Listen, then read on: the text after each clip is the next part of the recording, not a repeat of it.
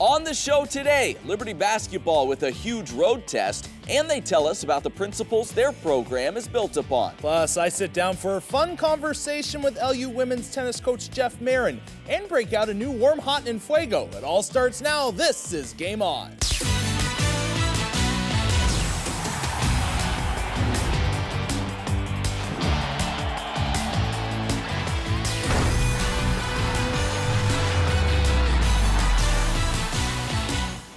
What is up? Come on in to another edition of the award-winning show we call Game On. As always, he's Rhett McGibbon. I'm Matt Warner, and we're thrilled you've chosen to join us. And for those of you who wait until college football completely ends to start paying attention to basketball, shame on you guys. But I guess it's better late than never. Yeah, thanks for getting with the program. Basketball is where we begin today. You know, on Tuesday, the Liberty men traveled to Winthrop, a place they hadn't won since 2004. Our Game On reporter, Bobby Bolig, hadn't even been born the last time the Flames won at Winthrop. That is a joke, but just barely. And it looked like the streak wasn't going to end this year.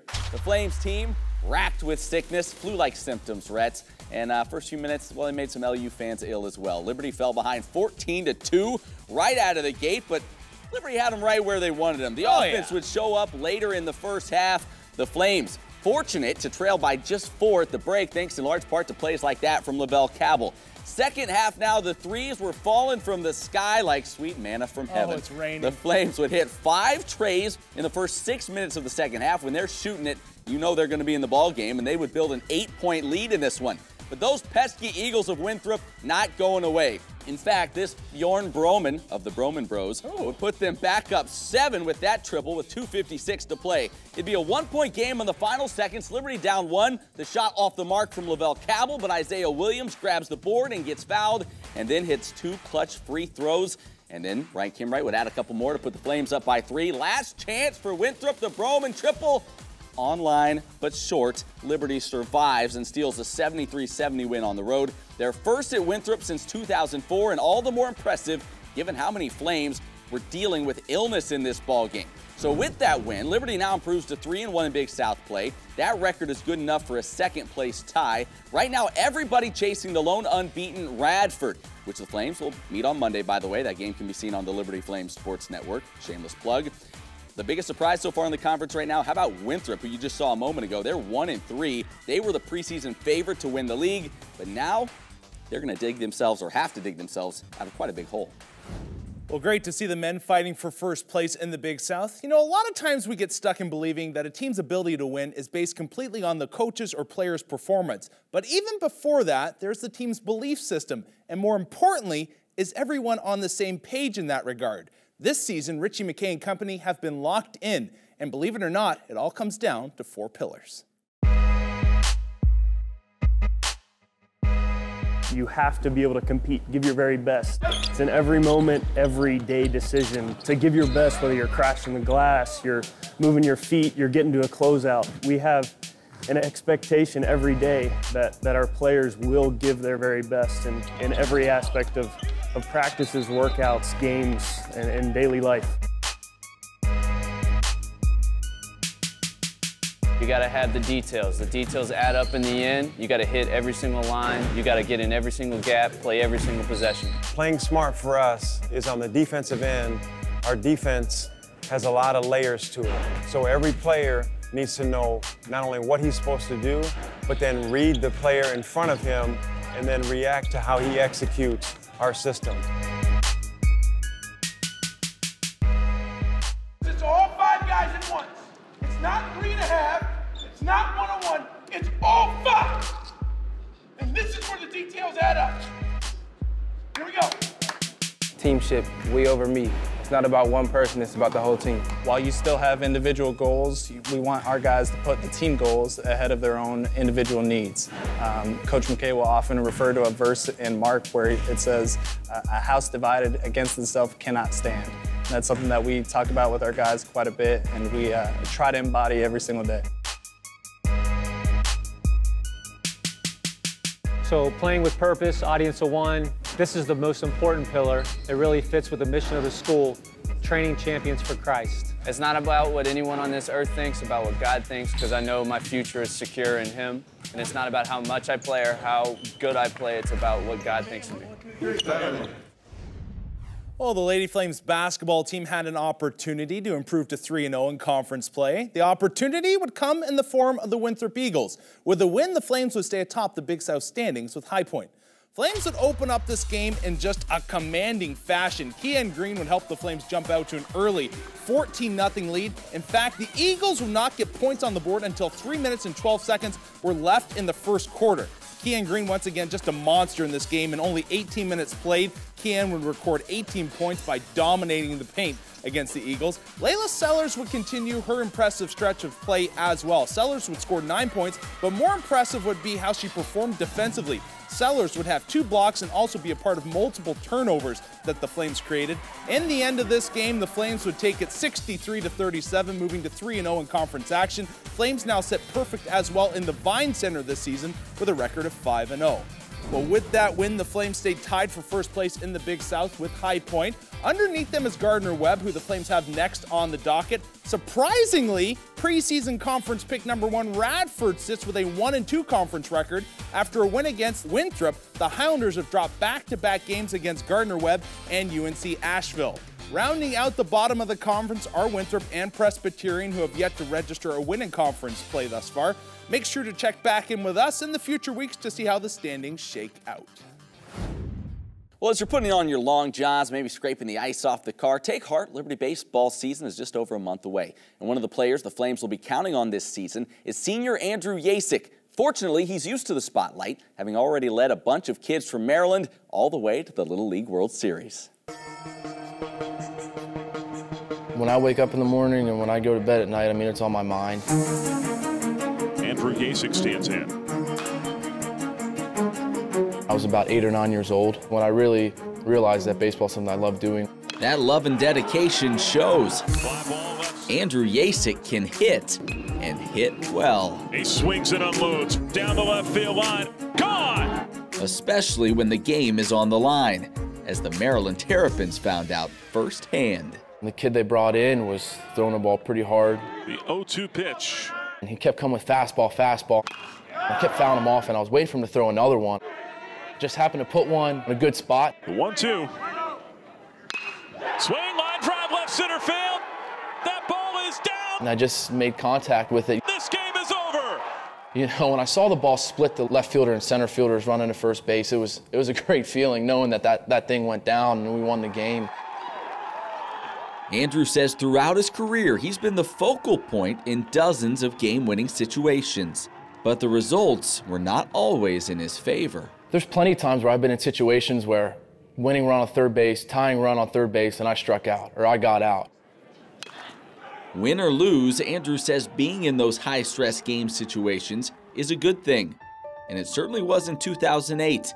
A then 12-year-old Andrew and his teammates from his hometown in Hagerstown, Maryland, would first test that theory with a chance to play in the Little League World Series on the line. We won the state tournament, went to the regional tournament in Bristol, Connecticut, and then from there won that. We didn't lose at all that whole process.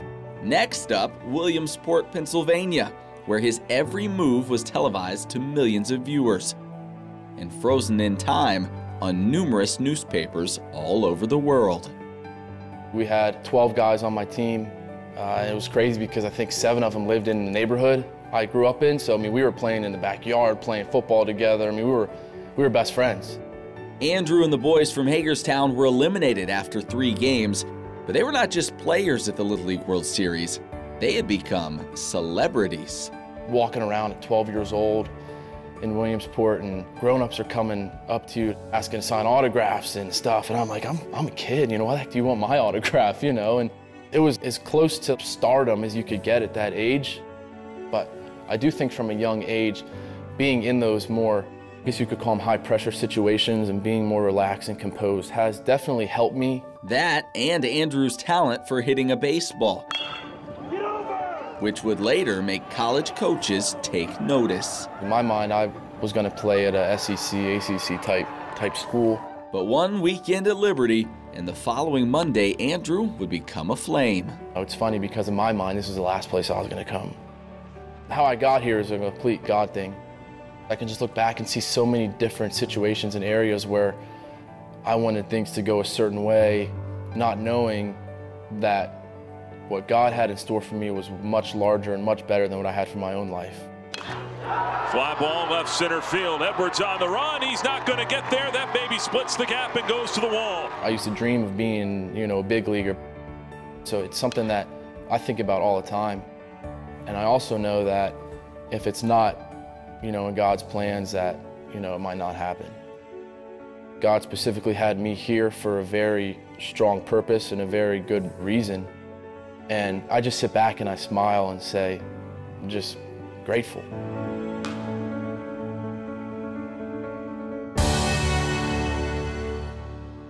I have to think as a kid, there can't be a better experience than you have. You're hanging out with your best buds, you're on the road, traveling around, just playing the sport that you absolutely love and you would die for, basically, and you go to the Little League World Series. That's pretty special. He may feel it like he's with the Little League team again this year. Yeah, They're so right. young, Liberty is, so they need his veteran presence. Remember, he missed all of last season with an injury, so I'm sure he's incredibly grateful to be back for a 5th year here with the Flames and really wants to go out with a bang, and we'll certainly be keeping an eye on him throughout the year. Most definitely. Well, some sad news to report to you now as Tom Dowling, one of the early Liberty football coaches, has passed away at the age of 77 following a lengthy battle with pancreatic cancer. Dowling was the 3rd coach in program history and led the Flames program from 1977 through 1983, producing 3 seasons of 7 or more wins during that time. He also helped lead the program from the NAIA to the Division II ranks, in addition to recruiting star players like Fred Banks, Kelvin Edwards, both of whom would go on to the NFL. Dowling was a native of Springfield, Kentucky, and is survived by his wife of 56 years, Mary Ann. Certainly our prayers are with the Dowling family during this time. Well, coming up, I sit down with Liberty men's tennis coach Jeff Marin to talk about his life on and off the court. And who might make the cut in this week's Warm, Hot, and Fuego. Stick with us. Find out when Game On returns.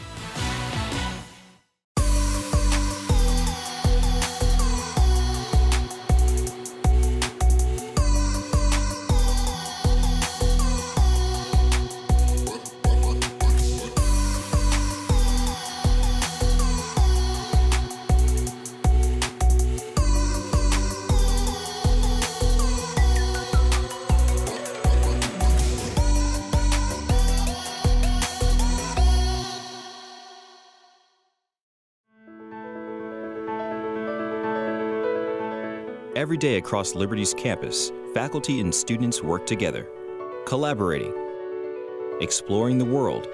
They come to know God more intimately and impact the world around them through research.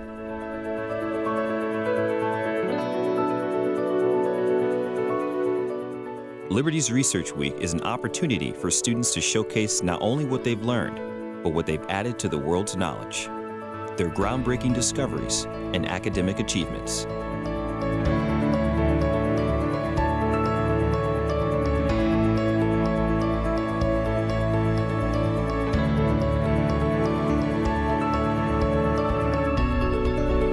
My ultimate advice to future presenters is to pick topics that you're genuinely interested in. If you are curious about something, it's a lot easier to be a self-starter and to really engage with the research. For my research, I chose to investigate the topic of objectification, typically related towards women, and then ways that as an artist I could portray this concept. Research Week is absolutely valuable for students as attendees because it gives them the opportunity to learn about other students in different disciplines. As an artist, a lot of times I've noticed that people don't really understand our process and don't realize that there is a lot of research that goes into the designs that we create. So by attending Research Week and seeing not just my area of the arts, but other disciplines as well, they're able to get an idea of an awareness of what goes into other disciplines. The most important thing that I've discovered through my research is probably the skills of time management and critical thinking. Time management because when you have a research project and you add it onto your class schedule, you have to really become effective and efficient in the way you study and in the way you do your lab work. We are researching a fungal pathogen called Cryptococcus neoformans. Specifically, we're trying to find out how it uses energy sources like glucose to cause disease. It has been valuable for me to go and see my fellow students presenting just to see how passionate they are, and through their passion, it inspires me to want to achieve something more with my research.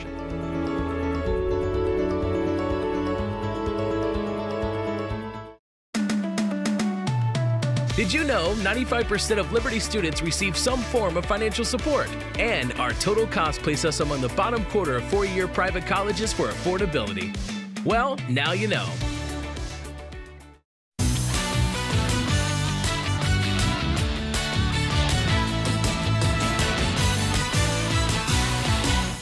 welcome back to Game On. Well, some news hot off the presses. The Big South released their preseason rankings for men's tennis, and the preseason poll should give the Flames plenty of ammunition to have a chip on their shoulder this season. Liberty was selected to finish 6th in the Big South. However, they do have the bonus of 2016 Big South Tennis Player of the Year, Sam Matheson, returning for his senior season.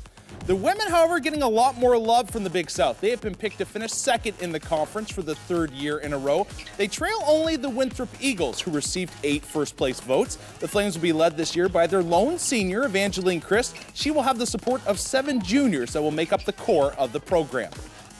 Well, speaking of the women's tennis program, head coach Jeff Marin has done a fantastic job with that group in his 5 years in Lynchburg. And recently, Rhett sat down with him to talk about his philosophy on building a program and also about a galaxy far, far away. It's our latest edition of Go Talks.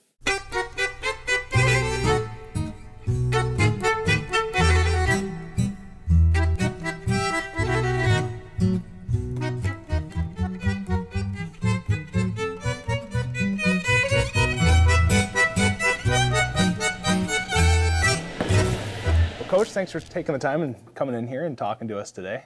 Thank you. It's good to be here. Tell me this, you were a tennis pro in Kentucky, but when you were doing that, when did you find that love or that desire that you wanted to get into college coaching? Well, you almost have to backtrack a little bit because right after I finished college, the first job I had out of college was to start a women's college tennis program at my alma mater, Thomas More College. They did not have a women's program.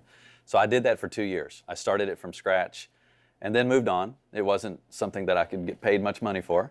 And then went on and went into being a teaching pro and running tennis clubs, managing clubs. But I kind of found that passion and that love, and I was like, wow, I didn't know I liked that much. So as time went on and teaching tennis and running clubs kind of started to take its toll on me, I started thinking about what is it that I want to do for the rest of my life. And I wanted to do something I was really passionate about, and that was coaching.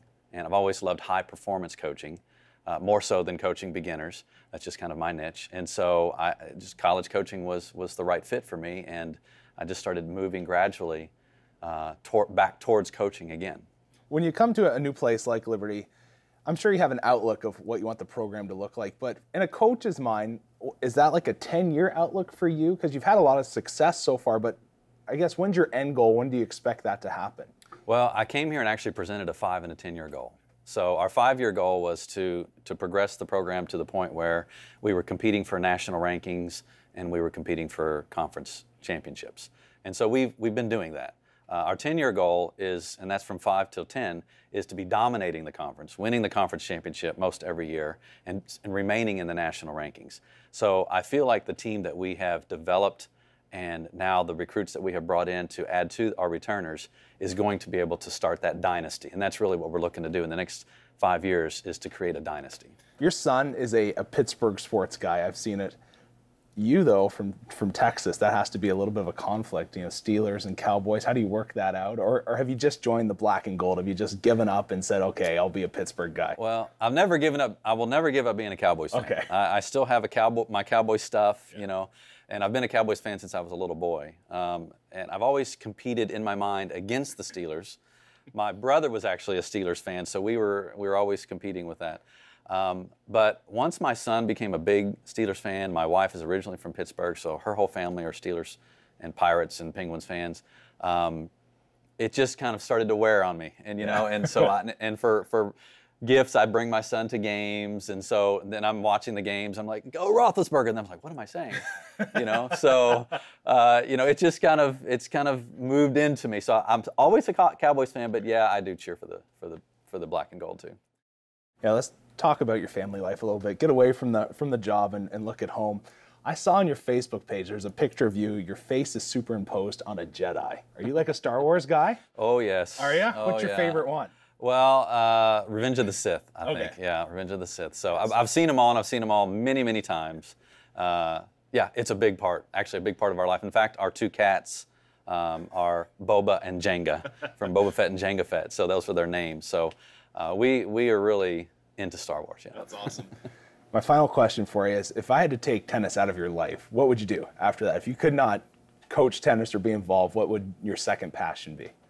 Well, probably I would do a lot of missions work. I think that's something that I enjoy. I've done that in the past and traveled and done submissions work and have really enjoyed that aspect of it. My wife loves it too. She's actually done more of it than I have.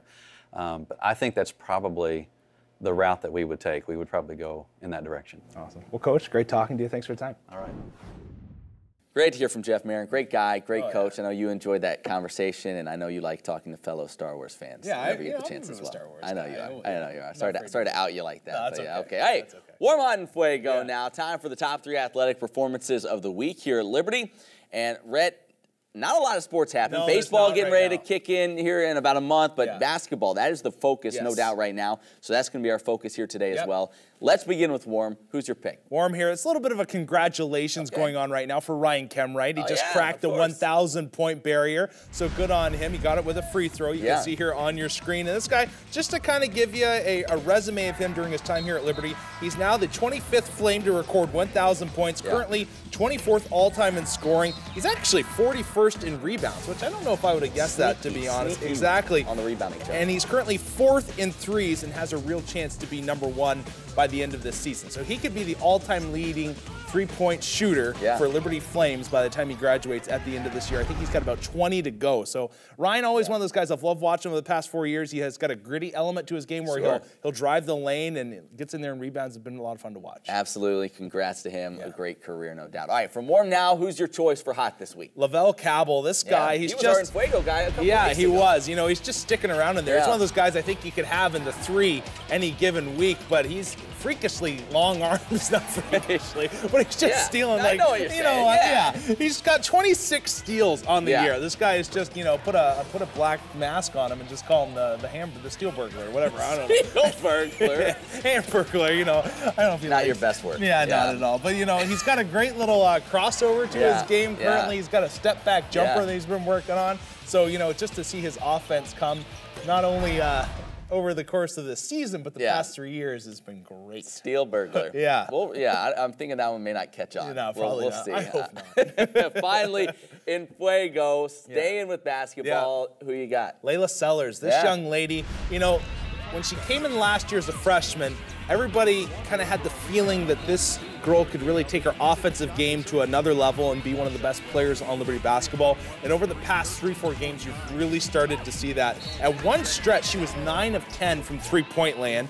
She is a turnover machine. They have her on the half-court trap where she just goes back and forth, and she's long. Like, she's got long arms as well, and she can take up a lot of space with just her reach. And so the fact that she creates so many turnovers for Liberty, and I know last game Ashton Baker was credited with 4 steals, and a lot of those came from the work of Layla Sellers. So Layla Sellers, just offensively and defensively, has turned into a go-to player for head coach Kerry Green. And these young ladies, I think they got something special brewing this season, much like the men. Yeah, absolutely. She's playing well. They are too, right? Great job as always. Well, hey, still to come, one of our own here at Game On must finally face the music, take his medicine, get what he has coming to him. You have no idea what I'm talking about, but stay with us, and it will all make sense, I promise. You might have heard some things about Liberty University, like how we're just a little Christian school in the middle of nowhere. And there's nothing to do here. I mean, come on. You know us. Boring. Boring? Yeah. They say we don't work as hard, think as hard, try as hard. I object. The truth is, well, we might surprise you.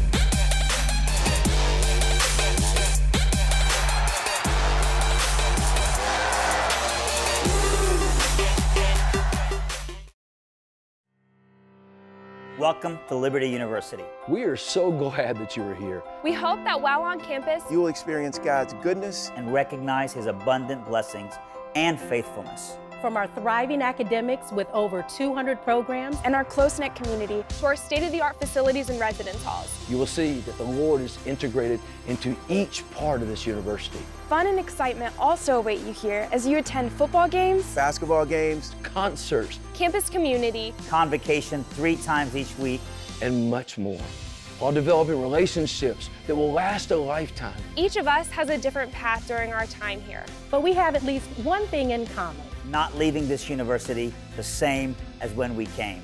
I love this school. I love this school. I love this school, and I hope you will too. Welcome home. Welcome home.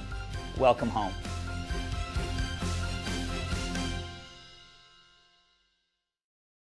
We the champions, in order to affirm our tradition of unwavering faith, ignite a passion for wisdom, challenge perspectives, inspire creativity and pursue knowledge, do resolve to be the voice for the voiceless, bring healing to the hurting, fight for the oppressed, defend freedom, defy stereotypes, and follow God's calling wherever it may lead.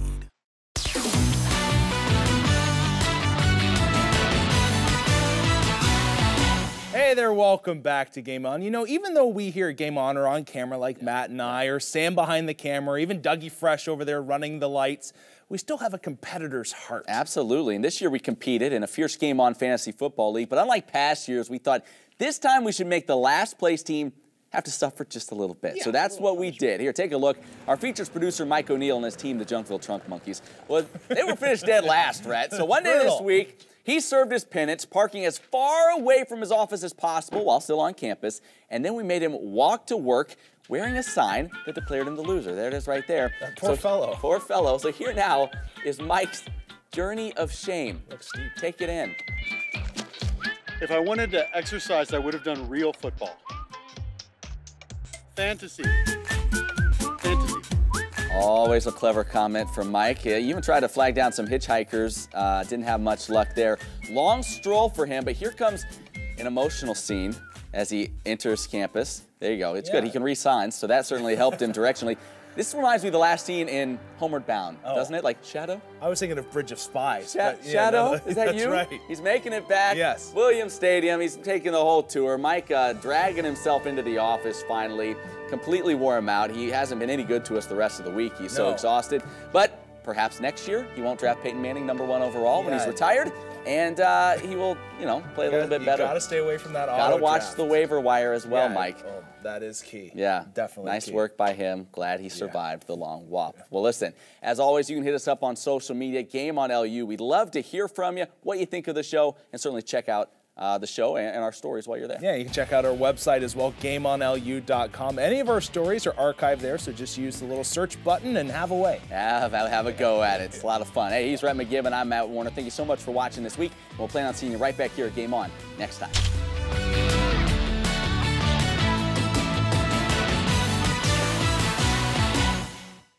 Did you know out of 2,100 colleges and universities, Liberty's online programs are ranked in the top 10 for quality, affordability, and accessibility? We've always been working hard to provide you with the best education possible. Enroll with us today.